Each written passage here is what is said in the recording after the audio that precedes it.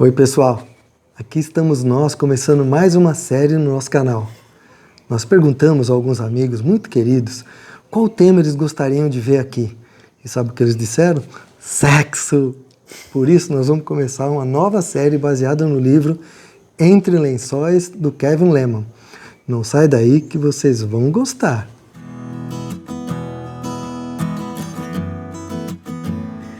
Uma boa vida sexual funciona como uma cola que une o casal de uma forma que nada mais faz.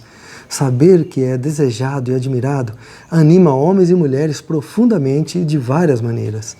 Isso afeta as pessoas que estão próximas, principalmente os filhos, porque o ambiente de carinho, segurança e felicidade é transmitido a eles. Então, se você acha que o sexo não é importante, você está errado. O sexo pode ferir e alegrar. Ele tem um grande poder de transformar a vida das pessoas para o bem ou para o mal. Queremos aqui te mostrar que você pode sim ter uma vida sexual ativa e gratificante com a sua esposa ou seu marido. Nós vamos falar aqui sobre o seu coração e a sua mente e como isso afeta o seu relacionamento sexual. Ninguém tem uma vida sexual sempre 100%. Todos temos altos e baixos. Normalmente, se o casamento está em dificuldades, o sexo se torna ruim também, porque ele é apenas uma parte do relacionamento. Ninguém fica satisfeito quando o sexo é implorado de forma desesperada ou concedido de má vontade. Todos precisamos saber que somos amados e desejados. Há maneiras maravilhosas e únicas de expressar amor. As mulheres, em geral, entendem que são amadas não só no quarto, mas em cada atitude do seu marido. Se tem uma coisa que desanima as mulheres para o sexo, é saber que a única coisa que o seu marido se importa é o sexo. O homem pode até ser muito bom nessa área, mas com essa atitude, a sua vida sexual será um fracasso, porque a esposa simplesmente não vai querer. A mulher é despertada para o sexo quando seu marido se importa com ela. Ouve suas preocupações, lavar a louça, cuidar dos filhos e outros cuidados de forma constante torna a maioria das mulheres pronta para desfrutar da intimidade sexual. Sua esposa quer saber se você é um bom pai, se é bom e generoso, tanto quanto quer ser tocada de forma carinhosa.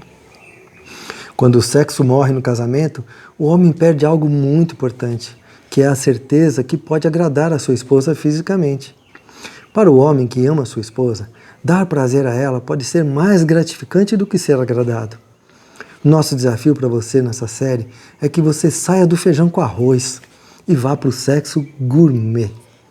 Não se contente com menos do que Deus planejou para você. O sexo é uma das melhores coisas que Deus criou, mas esse sexo bom não acontece naturalmente. Precisa de esforço e dedicação. É preciso, em primeiro lugar, querer ser um amante melhor e depois estudar o seu cônjuge para descobrir o que o satisfaz nessa área. Mas todo esse esforço vale a pena? Fica aqui com a gente, coloca em prática o que aprender e depois a gente conversa para ver se valeu a pena. Você vai pensar, por que eu não fiz isso antes? O sexo é um presente e um mandamento de Deus. Gênesis 9:1 diz, sejam férteis e multipliquem-se. E ele está falando sobre o que aqui? De ter relações sexuais e gerar crianças. O sexo é uma das provas da criação de Deus. Como uma coisa tão boa poderia aparecer por acaso? Não, uma coisa assim, tão maravilhosa, só poderia ter sido criada por alguém muito amoroso e criativo. Mas quando Deus criou o sexo, Ele tinha algo em mente e deixou bem claro na sua palavra como era para funcionar. O sexo deve ser praticado dentro do casamento. Esse é o padrão que o Criador do sexo estabeleceu para nós. Uma das razões para isso é atingir a excelência. Quanto mais tempo você estiver de casado, mais você se tornará um especialista em dar prazer a essa pessoa que você escolheu para casar. Cada pessoa é única no seu corpo e nas suas necessidades. Então, estudar outras pessoas só vai te confundir na hora de agradar o seu cônjuge. Estude as necessidades e os desejos do seu cônjuge e se especialize em atender a ele. Outro motivo por sexo no casamento é o respeito. O sexo envolve o físico, mas também o emocional e o espiritual. Se a satisfação sexual é negada no casamento, onde há um compromisso de satisfação mútua, toda a vida é afetada. Por isso, uma das coisas mais amorosas e santas que você pode fazer no casamento é buscar a satisfação sexual do seu cônjuge. Todos chegamos ao casamento com uma lista de regras. Que regras são essas? São as coisas que você acredita de como tudo deve funcionar, inclusive no sexo. Mesmo que você não tenha consciência da sua lista de regras, ela existe. E você costuma ficar irritado, assim, chateado, quando uma das suas regras é quebrada. Vou dar aqui alguns exemplos de coisas que podem estar na sua lista de regras. O sexo tem que ser espontâneo. Ou então, ele tem que ser sempre planejado. Ele tem que ser sempre diferente. Ou sempre igual. O homem tem que tomar a iniciativa. Ou é a mulher que tem que tomar a iniciativa. Eu tenho que ter o controle e tomar as decisões. Ou não. É preciso sempre tomar banho antes. Tanto faz. O sexo tem que ser à noite. De manhã é melhor. O sexo tem que acontecer com luz acesa, porque eu quero ver tudo. Ou não, tem que acontecer sempre no escuro. E o sexo oral é uma delícia. Ou é nojento. Esse é um dos motivos porque a comunicação é tão importante no casamento. Coisas que você acha que são regras gerais, na verdade, são as suas regras. E de onde vêm as suas regras? Da sua história de vida. Semana passada, contamos aqui um pouco da nossa história e de como nós somos diferentes. Se vocês fizeram essa brincadeira de verificar as suas diferenças, com certeza viram que são muitas. Com certeza. A sua família de origem, as experiências que você teve na infância, as suas experiências em outros relacionamentos, no estudo, no trabalho, tudo isso gera uma lista de regras de vida que você criou inconscientemente. E por incrível que pareça, essas regras que te dizem como você deve se comportar, elas também dizem como você deve se comportar na cama. Para começar a entender quais são essas suas regras, pense nessas questões. O que mais te irrita na cama? Ou o que mais te satisfaz? O que te faz perder todo o interesse no sexo? O que gera o maior interesse no sexo? O que te incomoda ou te dá medo no sexo? Por que você é assim? Uma das respostas para essa pergunta está na maneira que você foi ensinado a pensar sobre o sexo. Na sua família, o sexo era considerado normal entre seus pais ou era um tabu? Eles eram super discretos ou ficavam falando nisso? Seus pais eram carinhosos entre si e com você? Eles eram controladores ou nem ligavam para você? Talvez você pense, mas o que isso tem a ver com as minhas preferências sexuais? Bom, vou dar um exemplo. Um homem que viveu com uma mãe dominadora, ele pode não gostar de uma esposa sexualmente agressiva. É complicado, né? Você sofreu algum tipo de abuso? Ou viu algo que não deveria ter visto quando criança? Quando você entende de onde vieram as suas regras, você pode decidir se quer continuar com elas ou não. Talvez uma experiência negativa anterior ao casamento tenha feito você acreditar que sexo é desagradável. E aí você se fecha e não permite que seu cônjuge te mostre o quanto isso pode ser agradável para você. Abusos e experiências traumáticas podem gerar tanto uma aversão ao sexo quanto uma vida promíscua. Por isso, é muito importante entender de onde vêm as suas regras e conversar com seu cônjuge sobre isso. Sobre você sofreu abusos, por exemplo. Ele nunca vai entender as suas atitudes se você não disser para ele e ele não souber de onde elas vieram. Outro fator que influencia as suas regras é a sua ordem de nascimento na sua família. Como assim? Geralmente os caçulas são mais mimados e por isso acham que merecem mais que os outros e gostam de ser o centro das atenções. Mesmo que você não seja o caçula, mas foi mais mimado, ou teve uma atenção especial dos seus pais e irmãos por algum motivo qualquer, talvez isso tenha te levado a querer mais atenção, ter uma tendência de manipular o seu cônjuge para conseguir o que você quer. E assim, você gosta de surpresas e espontaneidade no sexo.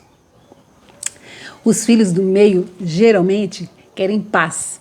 Eles aprendem a negociar e a pensar mais nos outros.